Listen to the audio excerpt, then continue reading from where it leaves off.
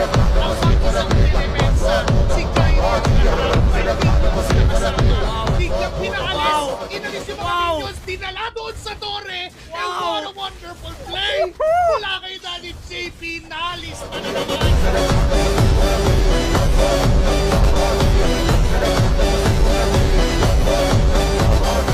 Pin harus mundur. Oke, dan Pin sedikit lagi yang tersisa. Pin! Bisakah dia selamat?